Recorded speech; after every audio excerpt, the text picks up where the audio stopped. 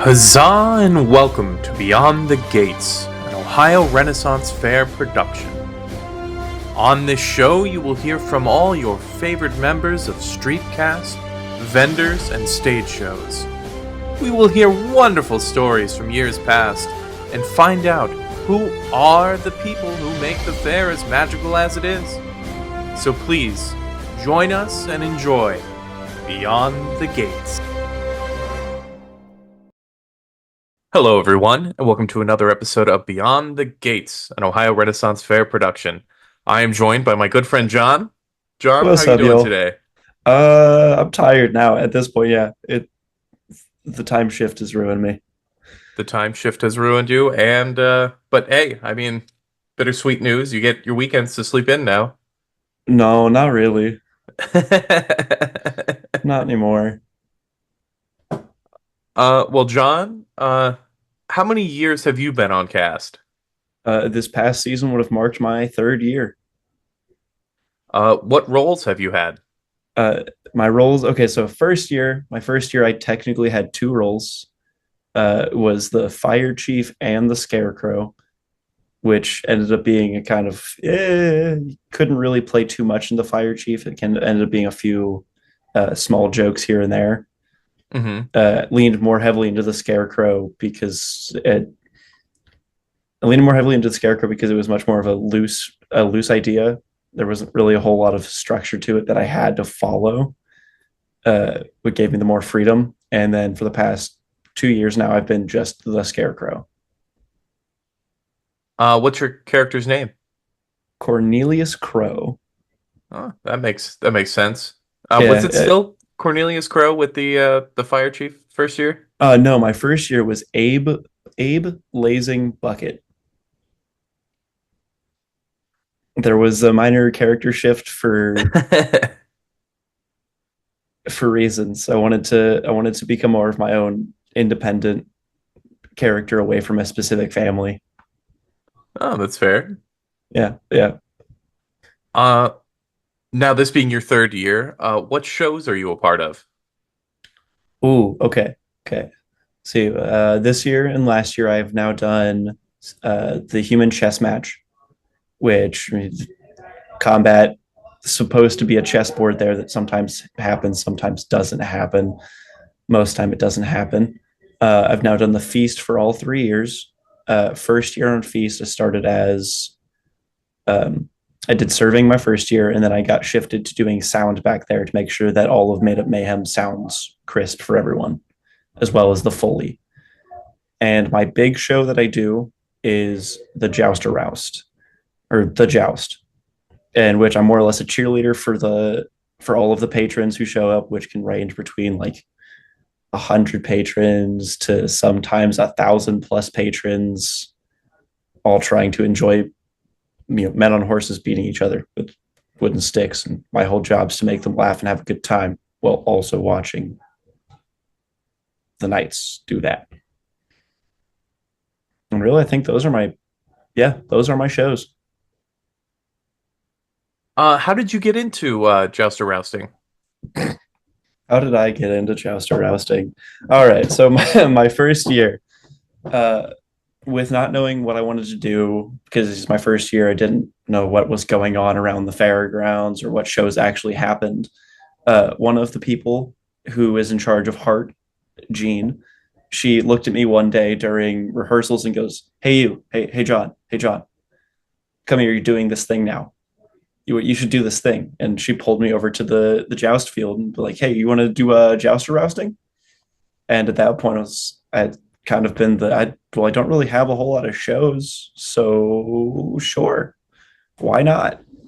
How was your first year jouster rousting compared to I guess now going into what will be the fourth year next year? Yeah, the fourth year is a weird thing to think about. Uh, it means I'm a real veteran. I feel like a real veteran now. Third year was yeah. Um, so my first year, it was more of, I think, on a line of kind of being an understudy and trying to get the grip of what jouster rousting is, because we had at the time two of Made Up Mayhem actually were a part of the joust. And that was kind of their show, which was Nathan and Eric. that was kind of their thing. In previous years, Beeler had done it, Mac had done it, and a whole lot of different people have done jouster rousting. Um, but it ended up being mostly uh, Nathan and Eric's show. That was the ones you'd see more often than not. So for the first bit, they had thrown me as well as Devin into learning what actually goes into jouster rousting, what kind of comedy it takes, what kind of crowd work it takes to work all of that. So it started at much more of a level of kind of inconsistency and worry about making sure I could actually take care of that large of a crowd. But I absolutely full sent it then, trying to do as much crowd work as I can because they ended up putting all four of us on the field.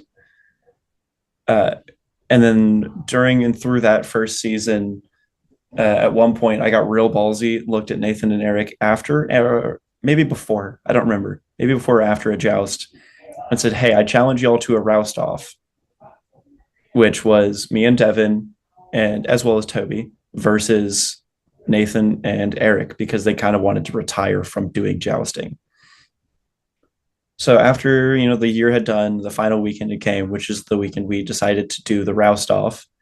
Uh, Nathan and Eric more or less, in quotes, handed it off to the three of us to have it end up being more or less our show. And they had stepped down and stopped being as prevalent in the roust or in joust as a whole, which turned into the second year of, well, man, this is now my, Devin, and Toby's show. The two top dogs of the roust. Actually, Beeler was there at the roust off too, but they had all stepped down. That's the thing. Ended up being like, whoa, this is our show now. What do we do? What do we do with this? Do we change how they worked it? Do we try to continue running it the same style they did?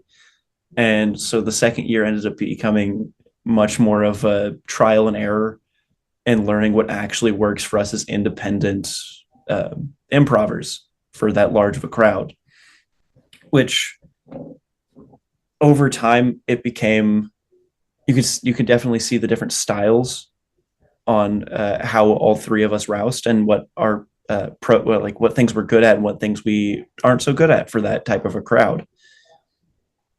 Uh, and at a certain point, it ended up becoming this weird flow state of like, oh, this is just the show. Do we have a plan? No.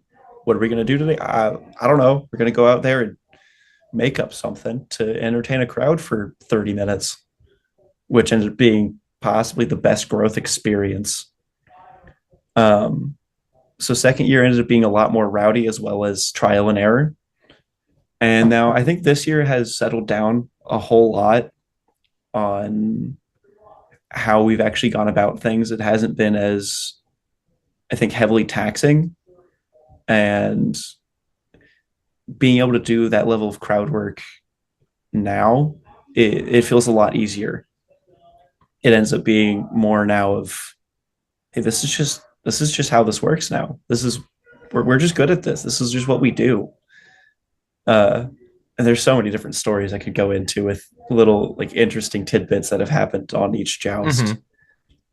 But yeah, I think as this year's come around, it became what feels like actually my favorite show to be a part of. You were saying that you had stories. I do. What's been the craziest wild story or experience that you've had from jouster rousting? Oh, that's a hard question because there's so many different opportunities. The first one that comes to mind, I think midway through last 2023's Ren season, I look at Devin one day as we're walking on the field and go, Devin, I have an idea. We're doing a thing. I'm going to mount you like a horse. So, and we had told Sir Ryan about this, but no one else at the list had known. None of the knights or anyone else, not even Connie. She didn't know about what was going to be going on. So it came time for us to run the games because that's part of what we end up doing. We run the games, which is like how the knights prove their valor at first or something in that relation. And and normally we go to our separate sides. We go to either end of the joust list to kind of split up how we run games. But on that day, uh, we both walk to one side, and they start doing their spiel about, all right, this is the game, this is what we're going to do, this is how they prove their skill. And as Devin gets in front of me and starts to set up to go as if he was going to start doing the run, and then I full on hop directly onto his back and it's like, all right, let's go, let's go, giddy up, Devin. We make it maybe 4 steps and then just straight tumble down to the ground. Just ate, face full of sand. I think might not be the craziest story, but that's my most memorable story. The next question I have for you is, and I'm pretty sure you just answered it. What is your favorite part of a fair day? Actually, while Joust is really, really high up there in like all of my favorite things to do because it is my show, uh, I think my genuine favorite part of the day is actually doing gate and like the little bit afterwards of gate because you get to start to see all of the faces come in. You watch the village liven up, and it kind of brings that spark in to get you ready for the day. Because I think if I were to skip that part and miss gate and just not do that and then just be thrown directly into what a fair day is and having 15, 20,000 people in there, I'm going to be too overwhelmed. Because that also looks like during morning gate and we have the whole speech of watching the patrons come in, having Connie uh, have throw open the gates and fire the cannon. Uh, the better part comes after that, which is where we end up going down and starting to introduce the crowd. We as cast, we start playing with each other and getting more into character and being ready for that day, even if it's small conversations or just little interactions with a couple patrons. uh it gets you that full good boost. And like one of the best things to do in during the morning after the gate is what we call sevens and threes. I know you know what sevens and threes is, but sevens and threes is a very ridiculous dance that is super high energy. It starts at a real slow pace and then just works its way up. So it gets that slow energy at first, and then you get that full boost of oh no, we're right in the middle of this now. It's either full send it or quit. And yeah, I don't think I could do a whole fair day if I did not have that morning section. Being that your third year just ended and you've spent all 3 years as part of the village, if you were ever to leave the village, what guild would you go to? Oh, this actually no, this is a great question for me because I have plans for next year actually. Um my I think my next shot, this is a really weird thought. Um I have a new character idea and it's kind of a weird mix between trying to kind of be a part of court but also pirates. So it initially I guess I'd end up going to pirates first. And if I can weasel both, then I'm going to do both. No, you could be a privateer. There's a way to do it. That's almost the idea ish. Uh, the new character idea I have, which I'm hoping that I can get away with, his name is Stew Away. He is the at baseline, he is Her Majesty's royal undercover pirate and is absolutely not a stowaway, doesn't know anything about being a stowaway, and is 100% a pirate. Mm-hmm. No, that sounds fun. Hope you're able to pull that off. Same. Same. Oh, it'd be Uh, so goofy. do you have any stories, either with a patron or another cast member, that have really stuck with you throughout your years of being on cast? Actually, the most memorable story I have now is from this past season. it has kind of changed the way I look at interacting with patrons. So it actually happened during the joust on the final weekend. I think it was the Saturday of the final weekend, actually.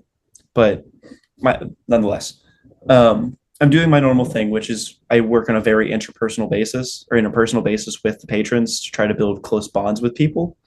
Mm-hmm. And as I'm scouring the crowd to find out like which group of people I'm going to mess with today, who am I going to be their problem? Uh, I end up saying to try to kind of get a pinpoint on who it is going to be. I end up saying which night are we going to cheer for?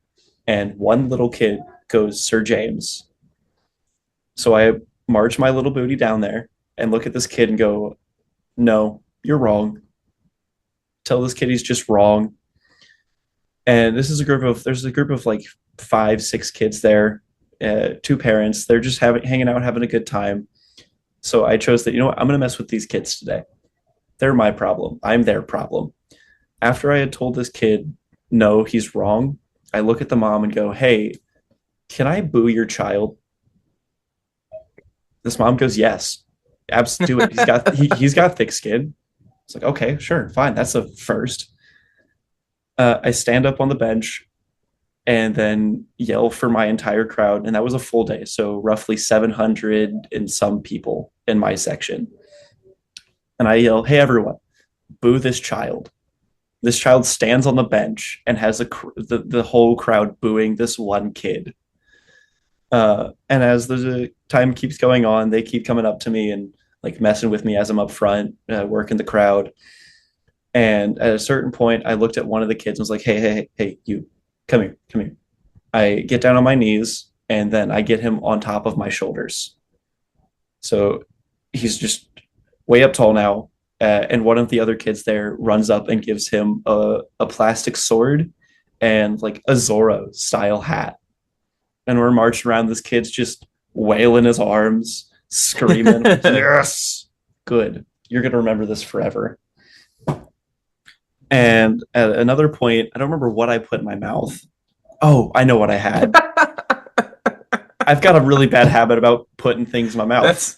That's such a fair sentence. I I don't know what I just put in my mouth is probably one of the most fair sentences we've had on this podcast. It's if it sums up all of fair, yeah. I don't know what I put in my mouth. Yeah, that's the one. That's the one. Oh man. Okay, so that beginning of that joust, one of the squires had given me a couple horse cookies in case something had gone wrong that day, because there was a chance of a dismount and a horse starting to run. Didn't happen, so that's good. But as I'm going back to this group of kids, the one of them sees that I have horse cookies in my mouth and looks me dead in the eyes and goes, "Eat it, eat it, put it in your mouth, eat it." I'm like, okay, yep, we're doing this now. Mm-hmm. I walk back up front, put one of them down, and then I stand in direct eyesight of this kid that told me to put it in my mouth. And now all of these kids are watching me. I toss the cookie in my mouth, make it look like I'm chewing it, because I'm not eating one of those. I've done that before. It's bad. Give them the illusion that I'm chewing down this cookie and munching on it and watching it become a thick paste in my mouth. I walk back up front and kind of do a little sleight of hand trick so it gets out of my mouth and it looks like I'm still chewing it. But I walk back up to these kids and open my mouth and they're like, "Oh, you really ate it? What? You actually ate that?" I was like, "Yep, I did." Mm-hmm. Fast forward to the end of the joust now. I generally end up sitting up on top of the fence of the list just to see if patrons want to talk to me or if anyone wants photos or whatever happens. If someone brings up a tip or not, a whole lot of things. But that entire group of kids, one by one, came up to me, was like, "Yeah, give me a fist bump. Thank you so much. Give me a fist bump. Give me a fist bump. Give me a hug." And I was like, "Bet, I love this." And at a certain point, after the kids had kind of done their thing, one of the moms comes up and said one of the things that said one of the things that changed the entire way I view patron interaction. She looks at me and goes, "Hey, thank you for what you're doing, and I hope you keep doing it. This was Henry's first time in a crowd this large, being in public." At that moment, like, kind of broke me because real in character. And then this mom says, "Yeah, my kid doesn't come outside or do crowds. Thank you for giving him the best experience. You're now this kid's favorite." I was like, whoa, whoa. I That's awesome. just made it so a kid feels comfortable to go outside and goof off as kids should do. Not something that I thought would have ever happened. Yeah. But now I have a gaggle of children that will do whatever I say. So that's also a fun part of that. Oh, that's great. One of my favorite questions to ask on this podcast, and to give people a little bit of a glimpse to, into you. All Uh, right. what do you do when you aren't at fair? Oh, okay. So as a job right now, I'm a school photographer. So I, do graduation or yearbook photos. Getting laid off in December because the season's about to slow down. I also do. Wow, this is kind of productive, I guess. I also do more photography. I do freelance work, and a lot of it, I post a lot of my like passion projects and just photos I take regularly on Instagram, and I try to sell off some of my prints that I do, and I've done a couple weddings, video to wedding, done some family photo shoots, some personal photo shoots. So I mean, that's what I do as kind of my profession outside of fair. Uh, More of a glimpse into the type of person that I am and what I enjoy actually doing. Uh, I think my favorite hobby is honestly to go outside and just take a hike in the woods, go sit on a Mhm. rock for like 2 hours or so, and just breathe and remember that I am on the planet. Uh, and I'll try to hike anywhere in any place that I can because there's so many beautiful places to go do that. Outside of that, I end up playing a lot of games. I play games with you sometimes. Hey, the Raz Master. Uh, I don't know what uh, you mean. oh yeah, play games with you. Some video games here and there. Um, I've gotten more into reading as well, is trying to kind of connect back with a life that isn't super involved with my phone or laptop or whatnot. Hmm. Sometimes reading has become one of my comfort things to do. Kind of relaxes me and helps me to, once again, breathe. Yeah, I think that's a big part of that's mostly kind of the person I am. Yeah. No, that's great, man. Uh, so going back to the beginning, what was your audition process like? Okay. This is also a funny story, kind of funny-ish. Technically don't think I really should have gotten on to cast. Um, the reason I had first found the Ren Fair is because one of my coworkers at the time, she had posted, "Hey, the Renaissance Fair has auditions to work as cast. Anyone want to join me?" I was like, sure, I could do that. But she had put that up like maybe 3 or 4 days before auditions were, so I couldn't get the day off work.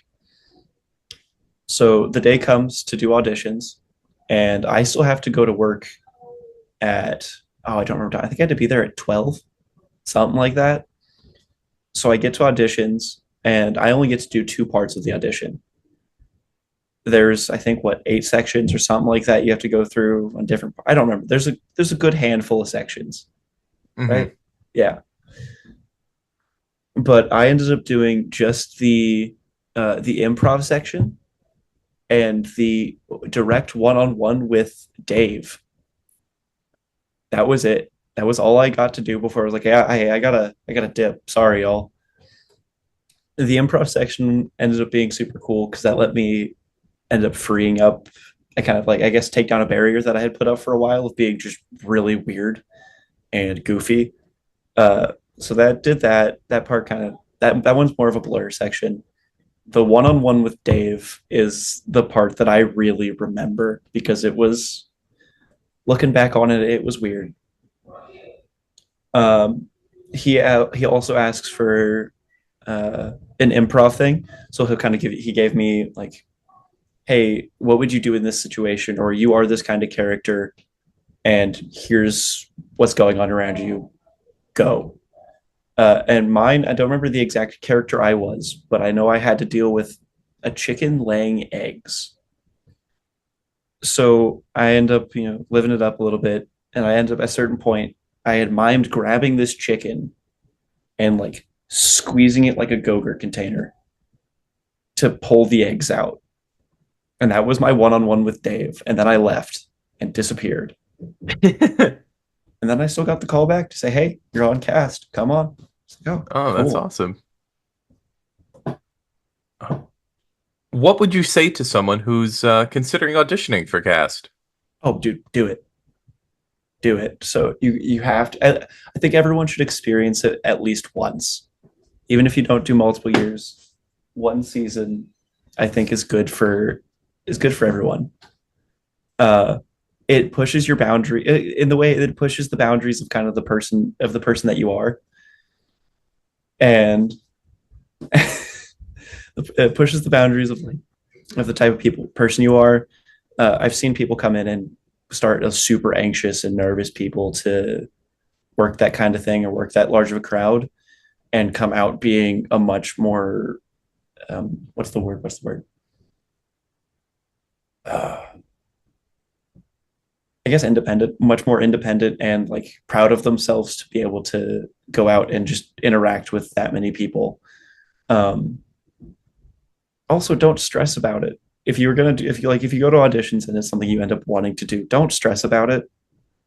Just be Hmm. yourself. If you try to force it, you're not gonna do as good. Just let it happen. Let it flow. And will I say that Ren Fair is an experience for everyone? No, not everybody should work the fair. If you're interested in doing it, absolutely do it. Those are the people that I guess I kind of counteracted myself. Everyone who's interested in fair should do fair. If it doesn't seem like your forte and you're kind of like really reluctant about doing that type of thing, don't do it. But if you have that willingness and open mind to try to grow yourself and want to, I guess, do more theater work per se, please do it. We need more weirdos at Ren Fair.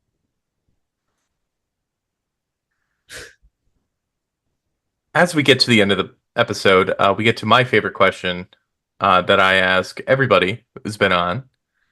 Uh, why do you keep coming back to fair year after year?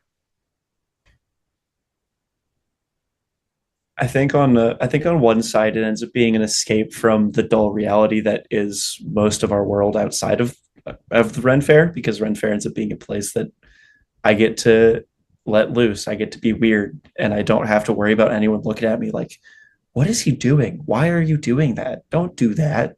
I could go jump trash cans. I can eat crickets out of containers. I can find a piece of turkey leg on the ground and eat it. No one's gonna look at me. Yeah, I know, weird statement. But along that side, as well as that side of being able to just be, I think, the most genuine, weird version of myself, it's also, I think, the most comforting place of community that I've found. You have a whole group of people that, for the most part, put aside their differences to all be weirdos together. Hmm. Like, don't get me wrong, there's problems, but you're going to find problems anywhere. And I think it really comes down to just the place of community and feeling comfort around about finding like-minded people who are willing to do the same shenanigans I am. Well, that's another great answer. Is there anything that you wanted to touch upon before we say goodbye here? Anything that I might have forgot to mention or bring up, or if there's something that you wanted to say about your experience with the fair? I do have one more thing. Yeah, of course. For those who are first years, for those who haven't started doing Ren Fair, uh, at some point during every season, or especially your first season, you'll hit a spot, whether that's at the Y Bridge or you're walking somewhere where you'll kind of disassociate from actually being there and getting the comforting feeling of just realizing, wow, this is a safe place and this is a wonderful space to be at. And there's so many different types of people that come here to enjoy the same thing. And that's something that you can't get anywhere else. No, that's great. Well, John, thank you very much for coming on this episode of Beyond the Gates, and thank you very much to all of our listeners out there. Just a reminder, we do have Yuletide coming up soon, so we hope that you'll will join us for that. And as always, you can catch us on Spotify, YouTube, and Apple Podcasts. Be sure to like, comment, and subscribe, and leave us a review. Really goes a long way. And until next time, huzzah! Huzzah!